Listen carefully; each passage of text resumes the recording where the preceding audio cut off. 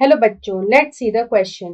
The question is the stock of the ovule is called. तो यहाँ पे पूछ रहा है कि ओव्यूल का जो स्टॉक होता है उसको हम लोग क्या बोलते हैं। Option A is pedicel, option B is petiole, option C is tunicle and option D is hilum. तो यहाँ पे अगर हम लोग ओव्यूल की बात करें, तो ये जो ओव्यूल होता है ये यहाँ पे एंजियोस्पर्म्स में हमें मिलता है। This is found in angiosperm. Angiosperm जो होता है वो यहाँ पे seed bearing vascular flowering plants होते हैं।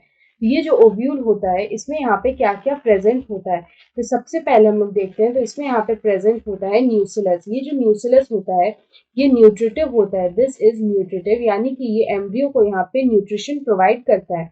उसके बाद यहाँ पे जो सेकंड प्रेजेंट होता है वो होता है इंटेग्यूमेंट्स। यहाँ पे दो इंटेग्यूमेंट्स जो होते हैं वो यहाँ पे प्रेजेंट होते हैं और यहाँ पे एक स्टॉक लाइक स्ट्रक्चर प्रेजेंट होता है।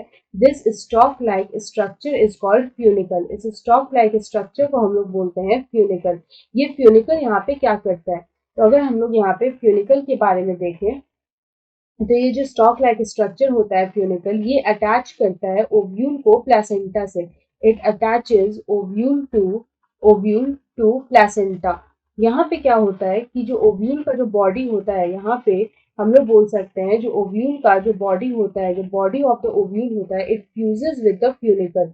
ये यहाँ पे फ्यूनिकल के साथ फ्यूज कर जाता है और इस पॉइंट को हम लोग बोलते हैं हाइलम।